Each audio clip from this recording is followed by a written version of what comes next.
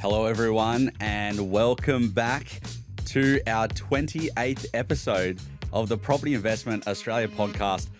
I am one of your co-hosts, Lachlan Vizsla, and I'm joined, as always, by one of the prettiest co-hosts in the podcasting and especially property podcasting game, Will Sanchez. Will, happy 1 year anniversary to the Property Investment Australia podcast. Yeah, that's amazing. 1 year. 1 year. Months gone past. Can you believe that? 28 episodes later, we're sitting here. We're here in jackets today. We've dressed up a little bit Blue. for the. We're blue. We're both in blue. Yours is a bit of a. You're a darker one. I'm in a linen jacket. You're in what, just a more regular jacket. I think so. You feeling good? Oh, very good. 1 year. I feel Yeah? old. I was gonna say 12 months. Oh my God. Just can't believe it's gone past that fast. it's like a relationship, right? Are we having our 1 year blues yet, or are we still good? Nah, still good. We're still good, mate. Still kicking goals. It's still just as good looking as a year ago when we started this off. Oh my God, jeez. My wife's gonna be a bit. That's all right. She can be a bit. We've known each other for a very long time now. She can it. be a little bit jealous of that. But mate, look, all jokes aside, it's super exciting. We're back. We're back for our 28th and 1 year episode, and I've never been more pumped up. I feel like we've had an awesome 12 months. We've grown this show from literally listener number one all the way through to now. We get thousands and thousands and thousands of listens every single episode. So I guess a big shout out to everyone who does tune in. Thank you Thank you guys. Yeah, for You make it possible. yeah, what do you call it? Your patronage, the patronage of the podcast. But mate, we're gonna have to think. I mean, our producer was saying just before we stepped in here, maybe we call the end to season one, which is almost like a first year type thing, or do we just keep going? What do you reckon? What do we do? Season 2. You reckon season 2? Yeah, to be continued. Do we leave on a cliffhanger today and just Yes. Yes. Well, mate, for our official 1 year episode, I feel like we've got a very interesting one to talk through today. And sometimes we sit here and go, you know what, let's make it snappy. Other times we say, we'll see what happens. We'll try and make the one snappy today, but we often fail in trying to make it snappy. It's too much to talk about. There is, you know what? There is too much to talk about. So, without any further ado, we're going to be talking about today, would you buy or would you rebuy your property today? I think it's going to be a great episode because we often don't sit back and think enough about whether we would rebuy something that we've already bought in the past. How do you feel? Oh, I think it's a good one. Would you, a bit different, but would you buy your house again today if it came up? Here's a question. I'm putting you on the spot. I'm not too sure. Really? Yeah, not too sure. Your wife's going to kill you. No, well, it's done its thing. It's grown in value, which is really good for us. But different purpose as well. Yeah, You bought it for your own purpose. home. And I guess I'm not saying necessarily from an investment point, Yeah. but would you rebuy your own home today? if it was for owner occ, yes. But Okay. from an investment perspective, Yeah? maybe it sort of break into two and buy two investment properties and keep renting. Yeah. Maybe. Yeah. From what I've seen Yeah. over the last 12 months or last 24. Yeah.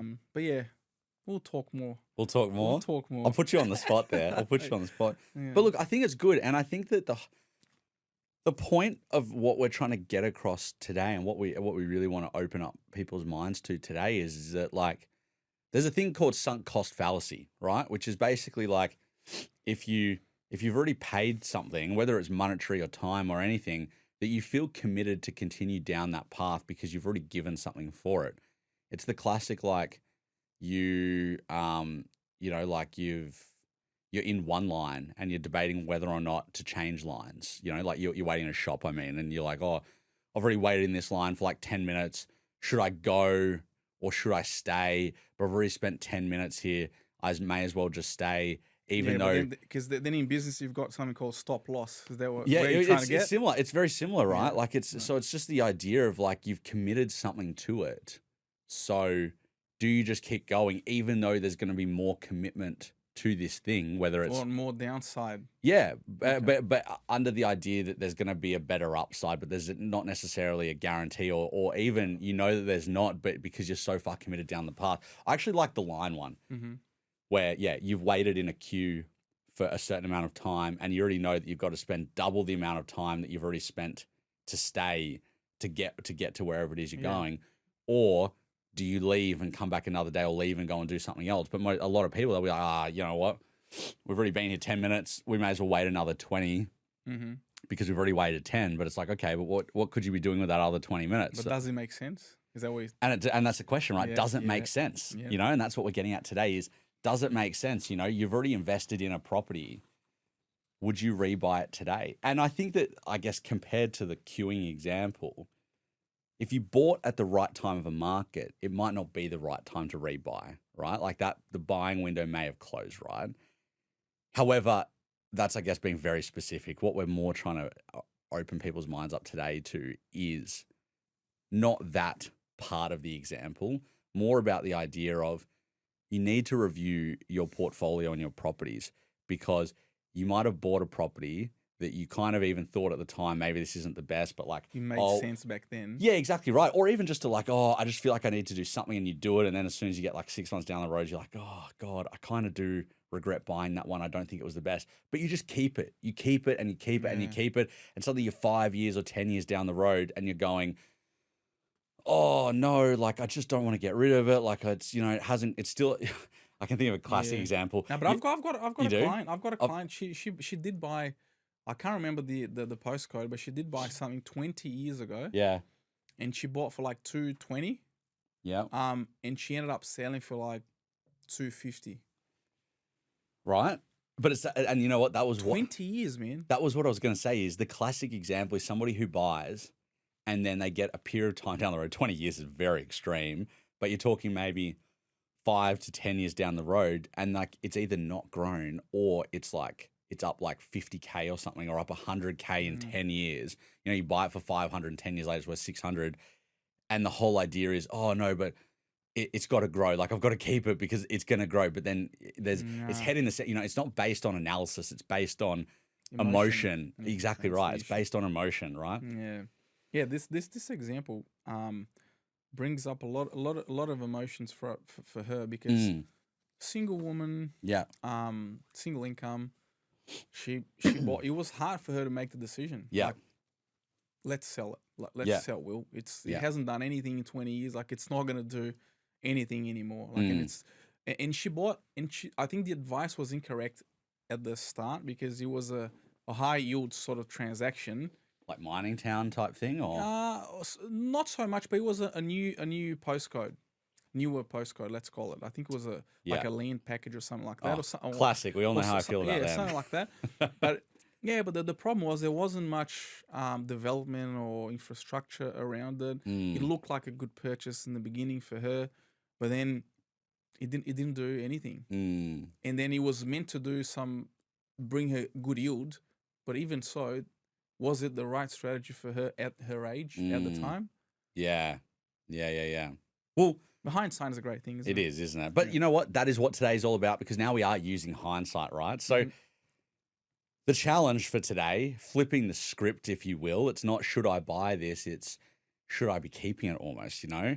Would I rebuy it kind of thing? So a bit of a flip the script. So the question that we want everybody to be sitting with today is, if your current property, or one of your current properties, were listed today, not only would you buy it, but would you fight to buy it? You know, would you see it and go, that is an opportunity, right?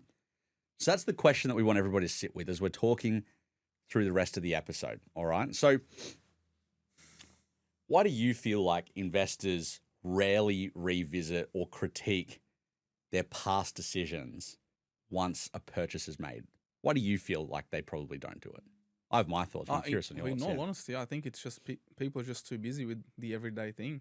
So laziness, basically. Yeah. You reckon? Yeah, I think so. Because people like to sort of hand over whatever process to a third party. I call it outsource. Yeah. All processes, and I hired someone. If something goes pear-shaped, I have someone to blame.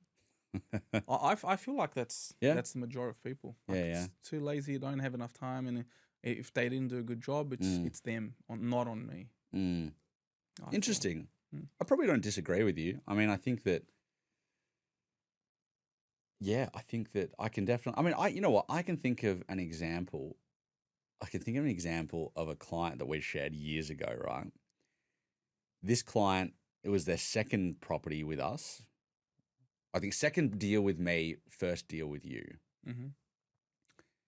And this client needed a solution-based lending circumstance. And this client went overseas as we were doing the transaction. It was right around Christmas time. Am I filling in the blanks here for you? It's coming. And Give more. this person, great person, right? Like I really value them as a client, right? But they were so focused on things like rate, so focused on not the solution, that because they'd effectively outsourced the mortgage broking or the finance side to you, I remember that you were battling to get the deal done. This wasn't a circumstance of like finding the best rate, like we got heaps of serviceability, we got all this stuff. It was a situation of we have a very narrow window, Tight servicing. yeah, to be able to get any sort of deal done. Mm-hmm. And I remember you spoke to them about it. They understood. But then when it came to, it was after the deal got done. It was like a month or two later. They came back. Oh, I think so. I think I know. You I think? think I know. Yeah. They came back and they're like, "Oh, we went to the bank and the bank said they could give us this rate, and like you gave me this rate. Like, Mhm. like what's the go? Is it come back to you now? Yeah. And I think it's a really good example of where it was that whole outsourced idea, and like the bank when that person had the conversation with the bank really had no idea about their circumstances. It was obviously just somebody on the phone saying, Yeah, like, here's the carded rate, and Yeah. then also the circumstances were different compared to 2 or 3 months earlier when they were going away, limited serviceability, credit cards, this, that, and we had to get the deal done. And I remember I remember. Oh, now I know. You remember? Yeah. Yeah. And it was a bit like what you're talking about around the idea of like, they had outsourced it. They wanted somebody to blame or what they thought there was an issue. When the reality was that without you, the deal wouldn't have even happened. No, I remember. I think I traveled somewhere to get the deal done. I was traveling with family or something. Yeah. And then I was trying to hop on the phone to them and then to you. Yeah. And then they went away and it was, But I think it's exactly what you're talking about around the question of like why they rarely revisit or critique their decisions, and it's laziness. This person did revisit, critique it, but they were just a bit off the mark because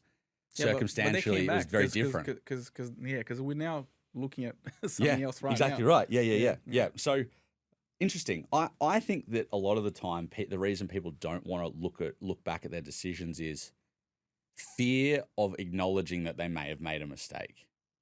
Like, I think as people, we don't like to admit when we're wrong. And if you look at a decision, especially a high value decision like investing in a property, which is hundreds of thousands, if not millions of dollars, if you make a mistake, it can be very hard to reconcile that within yourself, right? Like, imagine if you just spent $750,000 and you're going, you know what?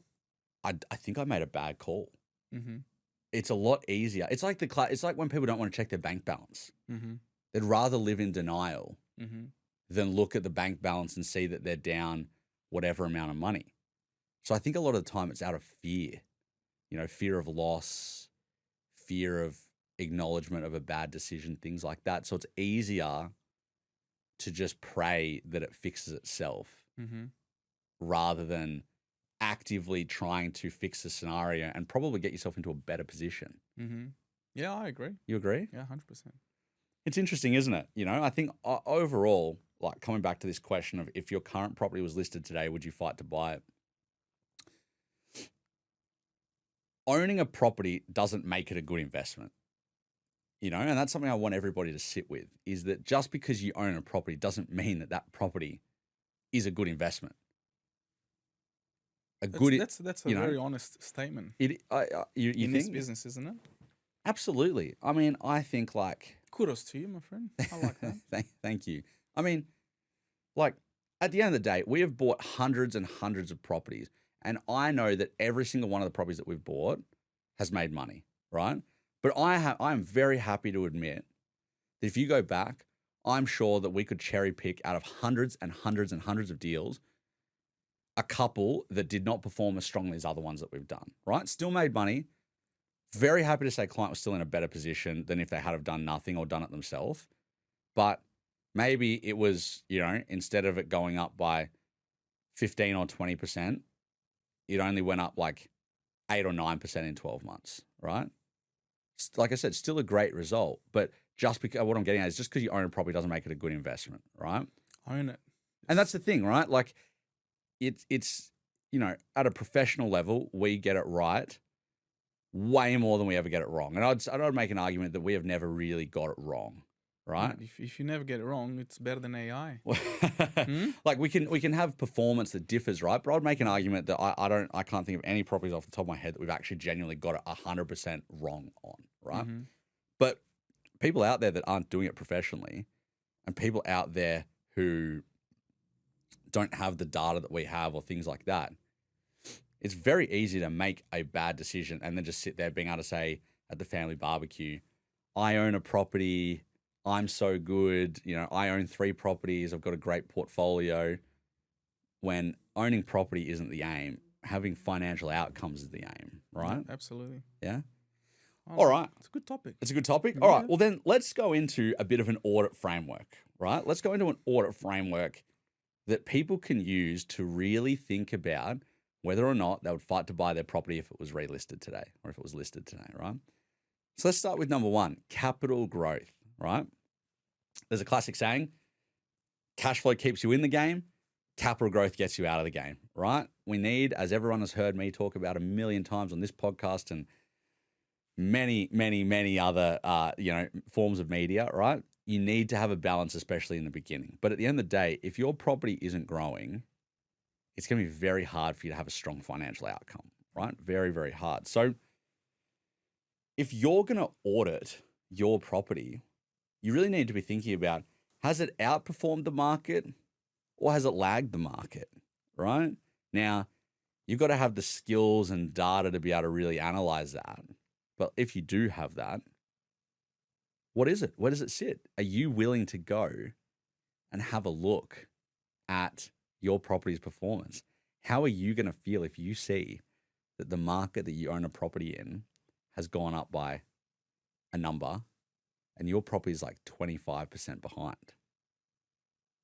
How would you feel? Oh, terrible. I've really set you up for that one, haven't I? Yeah. No, Thank I'd you. feel great. Thank I'd you. feel great. I'd feel great. I'm so glad I underperformed. 25%. Oh my God. It's kicking a nuts. And something I want to make sure everybody understands, right? The longer you hold a property, it will revert to the mean, right? So if you own a property for 10 years, 15 years, it should more or less revert to the mean, which is the average performance of that suburb, right? So if you own a property and you look back and over 10 years, the market's up, 120%, your property should be sitting around that number, right? Like you are unlikely to see the market moving up 120% and 10 years later, your property is then sitting at 180, right? Because it ends up pulling back, right? Yeah. Exactly right. It ends up pulling back. And I think that a key thing is that, especially when you're growing a portfolio, it's what we do at Atlas, right? Is the key is to try and get that explosive growth in the early days, especially if you're trying to scale a portfolio. Now, if you're in a position where you're not going to be able to buy a subsequent property, whether it's your second one or a different number one, in a quick time frame, that explosive growth isn't going to matter as much, right? Like I'm sure, and of clients we work on together or other ones, right? Like if your serviceability means best case, your next deal is in like 3 or 4 years, it doesn't matter as much, right? Because at the end of the day, as those 3 or 4 years go by, your growth is going to start to normalize, right? Mm-hmm. But if you do have that ability to grow quicker, you want to get that explosive growth, right? But then over that longer period, your property will revert to the mean, right? If it's performed under, it should hopefully climb up a little bit. Or if it's overperformed, it will come back a little bit, right? So it will normalize, right? But you got to check that, right? In terms of the audit framework, that's the very first thing, Have you looked at your? Oh, what if I was thinking about something, because I had a client the other day.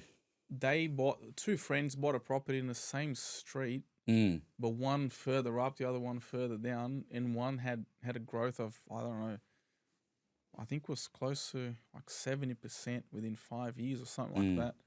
and the other one only 20% on the same street, like about That's a 800 lot. me- I would say Yeah. that's a lot.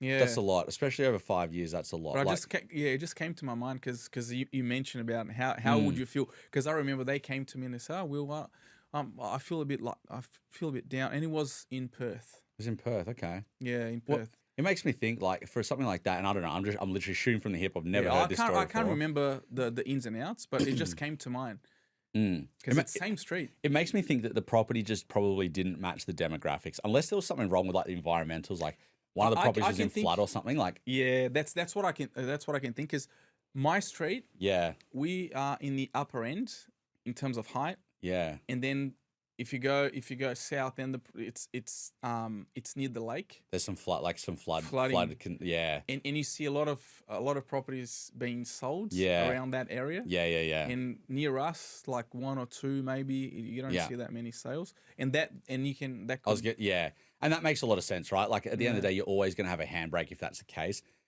But otherwise, like I said, like the only thing I could think of if that wasn't the case would be something about the property doesn't match the demographic, right? Like it could be that it's a 4-bedroom when it should have been a 3-bedroom, or vice versa. It's a property that's got you know, a pool but nobody wants a pool, you know, or it doesn't have a pool and everybody wants, like yeah. like some parts of Queensland that's very common. It could be that it's missing something fundamental like a garage or something, and people want, you know what I mean? Like usually to have a gap that big on the same street, assuming that both properties look more or less similar to the other ones, like we're not talking about a McMansion or anything like that.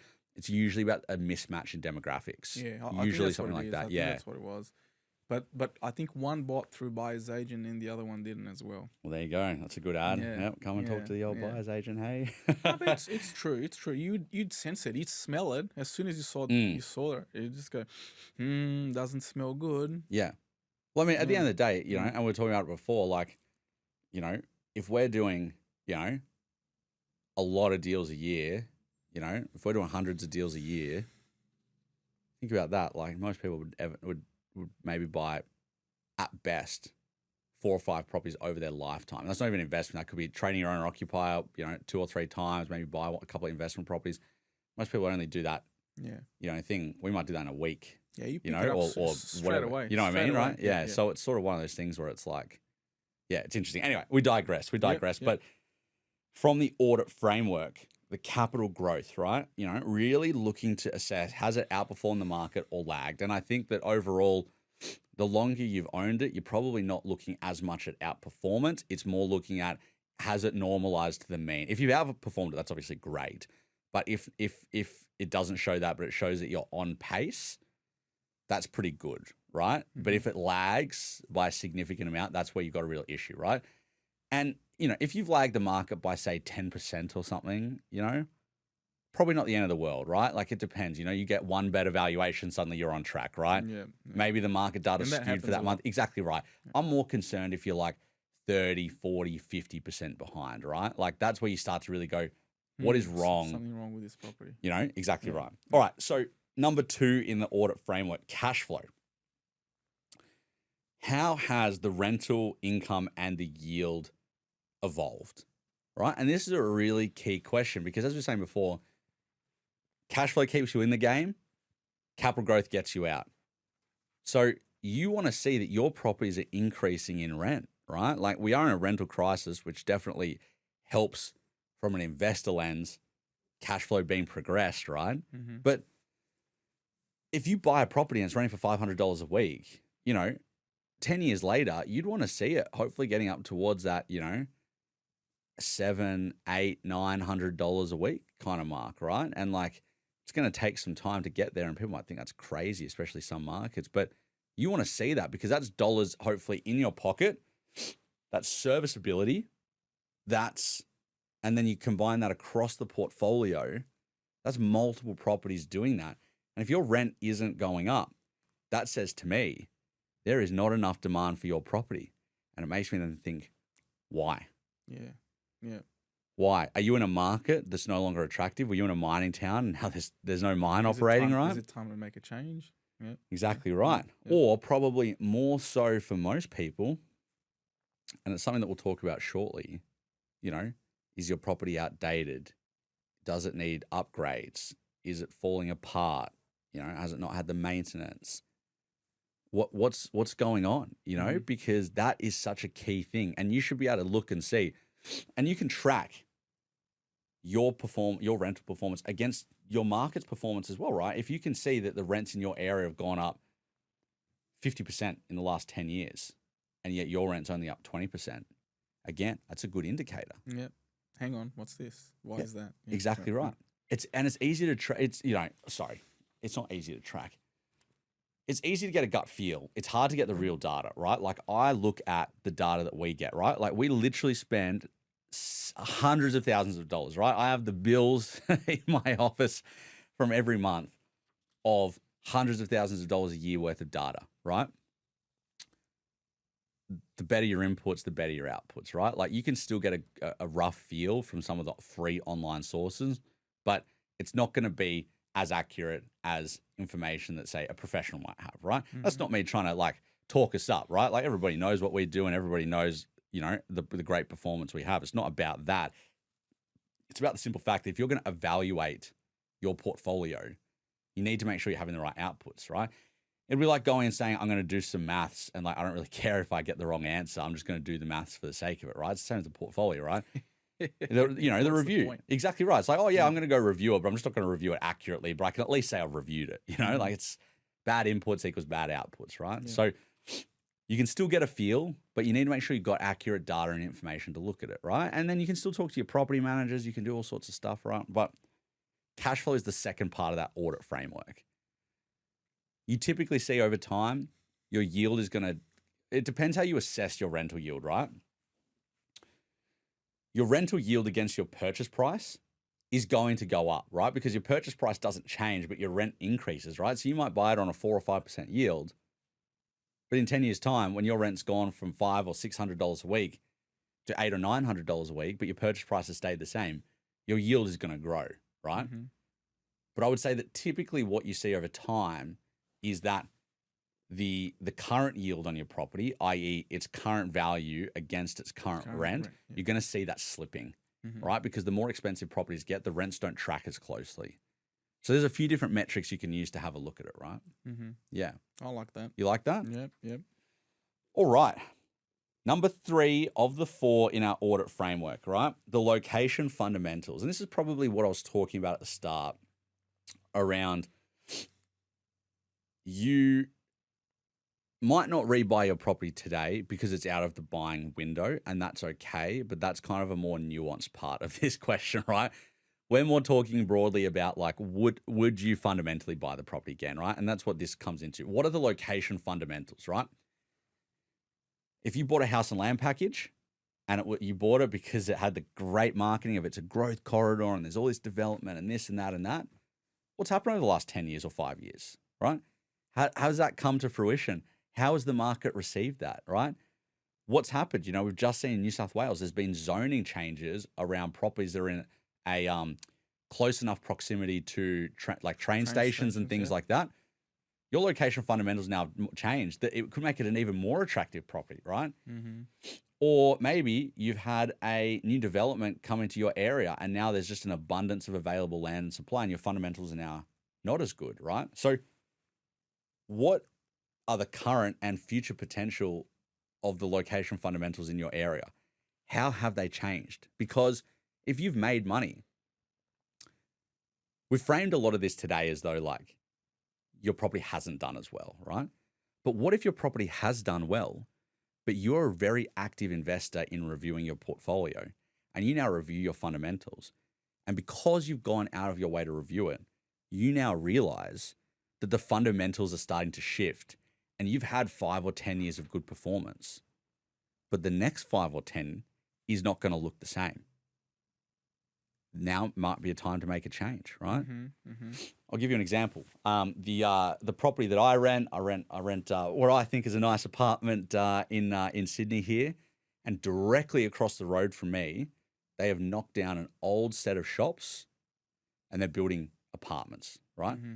I have no idea how many are going in there. I've been trying to find out a bit of information about the project, but I haven't found it out yet. But they're building new apartments and I know that they're going to be nice. Just think about the area that we're in. It's going to be Lachlan's nice. buying off the plan. Most definitely not, right? But where I'm going with this story is that in my building, right, it's a small building. I think there's maybe 20 apartments or in it or something. So it's a nice place to live, right? I'd never buy into it, but it's a nice place to live, right? I've already seen there are a number of people who are starting to sell their apartments. And to me, I actually think that's a smart decision because there are going to be brand new, very nice apartments coming in directly across the road. There are a couple of other developments nearby happening because, Metro and things like that has really changed that, the fundamentals of Sydney. If those investors have done this analysis that we're talking about, they've probably identified that over the next, especially 6 months, is probably the optimal time to sell because as soon as those new apartments get closer to being built, let alone actually built, there's going to be massive competition in the area. Influx of properties. Exactly right. Right. And nicer, high end. Exactly right. Nicer and high end. Right. So now is probably a good time to get better value for money Mm-hmm. or potentially, right? I haven't done the analysis on it, but potentially better time, right? And as I was saying, earlier on, we have framed this conversation from that point of view of a negative standpoint, basically, like your property has underperformed. But the reality is that, as I said, it could be that it has performed really well, but this location analysis is super important to understand what's happening in the future, right? Because same as life changes, portfolios change, right? As I've talked about before, there are different stages of a portfolio too. And it might be that point that you're going, you know what? Our foundational stage has now come to an end, and we were going to keep one or two foundational properties, or we were going to keep these one or two foundational properties, but now it might be, well, actually, you know what? We're going to keep these other two these other two foundational properties and sell these ones because the fundamentals look different or something like that. So it's super important to do and have that conversation with yourself and I guess, anyone that's involved in the process, right? Would you agree? Oh, absolutely. Yeah. And I think at the end of the day, this is sort of correlated with the first one in a way, because if the fundamentals for the locations are there, chances are the capital growth will come organically anyway. Yeah. See what I'm saying? And that's why. But that's why you can't put your head in the sand, right? Absolutely. Because what was the day that you bought it is not what is in the current moment, and it could be for better, it could be for worse, but you have to see it, right? You can't let it be. You got to critique. Exactly right. Critique, yeah. It can't be like your bank balance where you're too scared to open your CommBank app or your ANZ app or whatever it is, right? Good sponsor now. Good. So I was going to say, hey, CommBank, give us a shout out, right? Hey. Okay, cool. So that's 3 of the 4 in the audit framework. We've got capital growth, we've got cash flow, we've got location fundamentals, and the final piece of the audit framework is the asset quality, right? So as I said, when we're talking about the cash flow, we're going to talk about this a little bit later, and later it has now arrived, right? Asset quality is a big thing, right? The condition that you bought the property in, it could even be, hopefully it's not 12 months later, right? But it could even be 12 months later, but especially 5 years, 10 years, 20 years down the road, it's going to be different to how it was when you bought it versus where you are today, right? And that's why it definitely links into the cash flow, but also the capital growth conversation. Where is your property today, right? Like, have you been keeping up with the maintenance of it, right? Maintenance is a big one. Like, I can tell you, if you're looking to sell your property, landscaping can be a very cheap but effective way to gain capital growth in it, right? Same as fresh carpet, fresh paint, right? Updating some of the doorknobs and the cabinetry, right? These can be really low-cost ways to make something look a lot better than what it actually is. So you need to assess the asset quality, right? Do you have value add potential, right? Did you buy it 5 years ago? You were really focused on growing out your portfolio. You've now reached your serviceability limit, but now you're saving, or now you've reached your serviceability limit in the eyes of buying another property, but maybe you got $100 grand of serviceability, and now you got all this equity sitting there, and you're going, man, can I split a room and put a 4th bedroom in, right? Can I upgrade the kitchen or the bathroom, right? Things like that where you can go. Pool. I mean, yes, especially if it's an owner occupier, 100%, right? You could be looking at something like that, right?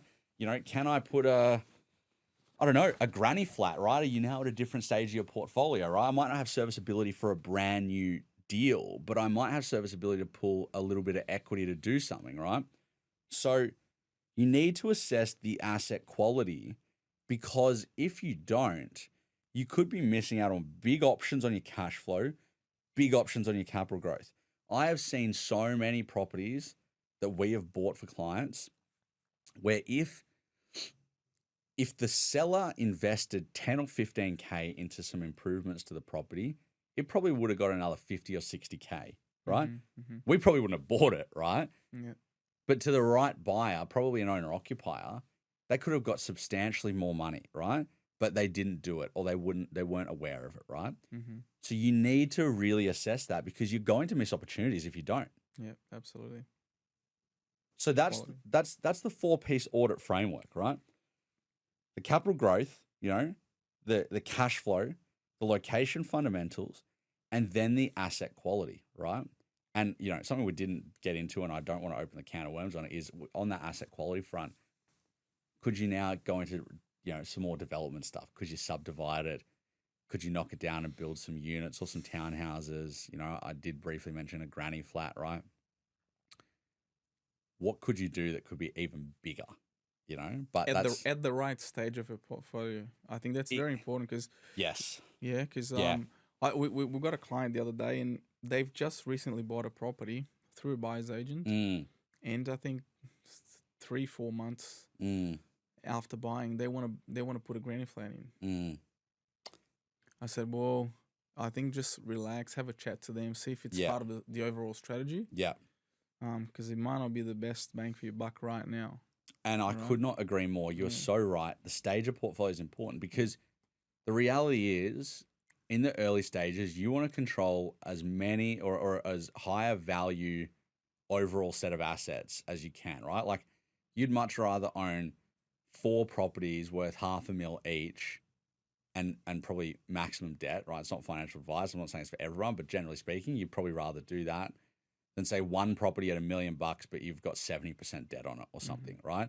Because in the early stages, growth is going to be so important to the acceleration phase of your portfolio, the middle stage. If you don't have that, it's going to be a lot harder. And by owning, say, $2.5 million of assets with more debt compared to $1 million of assets with less debt, if you get 10% on the 2.5 mil, you're getting 250K. If you get 10% on the mil, you're only getting 100K. Right? Yeah, it's funny you should mention that, because I've got a client right now. Yeah. They've got servicing for 2 properties, investment properties, plus self-managed super fund. So 3 properties. Yeah. Straight away, straight off the bat. But they were just tossing and turning about buying like 1.5 owner occ. Yeah. And where they're at the moment, the investment properties make more sense. Yeah. Financially, this is by no means financial advice, but for them, it makes more sense. And I think that's where they're going. 3 properties straight off the bat. It's interesting, right? They didn't even know. They said, "Will, we didn't think we could buy 1 property, let alone 3." The whole super setup is very interesting, and it's not really, I guess, for our chat today, but we're seeing a lot of people come in, and obviously they've had the right advice around it, because we can't give that advice. I know you can't really give that advice either. Absolutely. But they've had the advice, or we've maybe put them in touch with the people to be able to give them that advice. And they're able to do tandem strategies, right? Personal name purchasing, super purchasing. And it's exactly like the scenario you're talking about. They might be doing 1 or 2 properties in their personal name, plus a property in super. At the end of the day, when they retire, all those properties are still their portfolio, right? It's still going to be their thing. They've gone from being able to buy maybe none or 1 to now buying 3, which is huge. So eye-opening. Huge. Especially with a lot of people having servicing constraints these days. So we've seen super explode, right? Yeah. Like, we've seen super absolutely explode, especially this year, So anyway, digress, all right? As we always do. Hindsight. All right, guys. Well, that's where we really wanted to get to for this episode, right? And I guess the conclusion out of the audit framework is, are you going to maintain it? Are you going to improve it, or are you going to get rid of it? And that is going to be a decision that you have to make. But putting your head in the sand and not auditing your portfolio, putting your head in the sand and not reviewing where you're at and being willing to make decisions is only going to harm you in the long run. Doesn't hurt me, doesn't hurt Will, doesn't hurt your other broker if you're not working with Will, but come on, if you're not working with Will, you're not working with the best, right? So you got to get out there. Jeez, you're wasting time. You know what I mean, right? Like at the end of the day, it doesn't hurt anybody but you. And I totally understand it can be challenging, it can be hard, or you might not be able to do it, which I'll touch on in a second.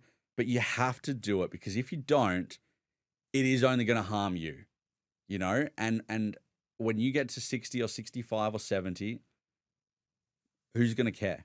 The only person that's really going to care is you. When you're not having the retirement that you want, and you're going to be the one that looks back and goes, you know what?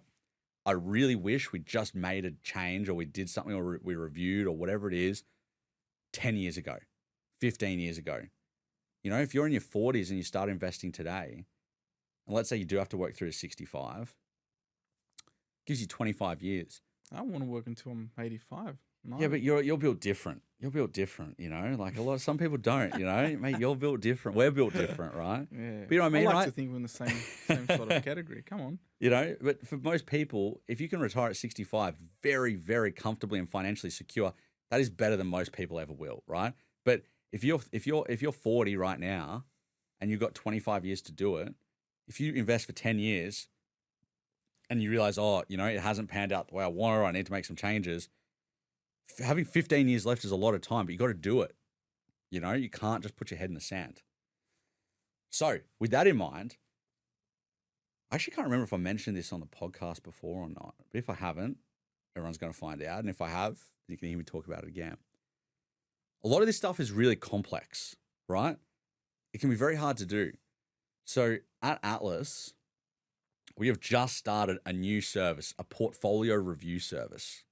Oh, drum rolls. Thank you. Right? So like I was saying before, and as everybody knows, right, we have the data, we have the expertise, right? We've got people with accounting and finance backgrounds that do this analysis and help our clients, right? If you don't know how to do this or you're not comfortable in being able to do it properly or get the right answers, come and have a chat with us. We are doing portfolio reviews now as a service offering. And I gotta say, I know, obviously I'm a bit biased, but they are pretty incredible, right? Like if you come to us and you got 2 or 3 properties, you're going to get probably the better part, if not more, than 20 pages of analysis. Property level analysis, market level analysis, interest rate analysis, or your ancillary service analysis. We're going to do all those things. And I would say on average, for most people, especially if you haven't been keeping up with it, we've saved people thousands and thousands of dollars, right? By being able to give them the tools to then go and make adjustments to their portfolio. And I'm not talking about selling properties, right? That may be part of it, but it could be anything, right? To do with your portfolio. If we see gaps in it, like I would say on average, we're probably saving people, like typical people, $2,000 to $3,000, right? And there is a cost to the service. It depends how many properties you have. But for most people, it might only be in the range of hundreds of dollars, and we're saving people $2,000 to $3,000 on average in a lot of cases, right? Well, bring it on. And you know what? If you are doing reviews regularly, we might not be able to save you as much, but we can give you the professional review to let you know that what you've been doing is on the right track. And that might be enough for you, right? You might just come and you go, you know what? You guys have just confirmed what I already knew. I'm glad that I'm doing it right. And then we don't have to do it again for you, right? So it's not a big deal in that sense, right? So if you are looking for some help in the portfolio review space, atlaspropertygroup.com.au/portfolio review, right? Go to that website, drop your details in, we'll be in touch and we can talk to you about what we can do for you, right? But if you can do it yourself, that's also fine. We just know that there are a lot of investors out there, people that have lazy equity, people that are underperforming portfolios, and that's why we started the service. And that's what that's why I said it's great we've been able to save people money and get them in the right direction, So, well done, mate. Thanks, mate. That's pretty good. Appreciate that. Yeah. That's it for today, everyone. Full suite of services. Yeah, well, you know what? It's important because not enough people review. Yeah. The whole podcast episode has been about review, right? Not enough people review. You wouldn't, you go to the doctor for a health check, right? You go to the dentist every year, or you should be going to the dentist every year to get your teeth checked, right? A review. You might not have any issues, but you go to make sure that you catch issues before they happen, right? Prevention is better than what? And cheaper. And cheaper. Yeah, exactly right. Prevention is better and cheaper than trying to fix it after the fact, right? So anyway, that's it for today, mate. Thank you very much for the last 12 months of podcasting. Thank you. Same goes. Same goes. All right, Yeah. guys. Well, again, thank you so much for listening in. We are by no means done. I'd say we're probably more energized than we've ever been, actually. We've got so much to go through for this next year. But that's it for today, all right? So, firstly, if you're loving what you're hearing, drop us those 5 stars. It keeps sending us up the charts, motivates us so we can keep coming back, all right? So please do that for us. If you are looking for help on your mortgages, you just need a bit of a review, or you know that you're not maybe getting the sharpest rate. We're talking about rates today, actually. Will and I came over to the studio together in a car. Big shout out to Uber. Thanks for the safe trip. Thank you. Just trying to rack up sponsors here, aren't we? That's it. And mate, we're talking about some of the rates that are starting to come out, right? So if you're looking for a bit of a review, go and have a chat with Will and the team at Aussie Newtown. Absolute guns, platinum store, platinum broker, platinum bloke, as I always say. Thank you, sir. Go and have a chat with him, and he can help you out. And if you are looking for help on the property front, come and have a chat with myself and the team at Atlas Property Group, atlaspropertygroup.com.au. Leave your details. We can give you a call about helping you either start or build or continue building your portfolio, or in the spirit of today, atlaspropertygroup.com.au/portfolio review if you'd like us to review your portfolio, okay? But until then, guys, thank you so much. We cannot wait to be back with you, and we've got so much planned for year 2. Thank you. This is a Piccolo podcast production.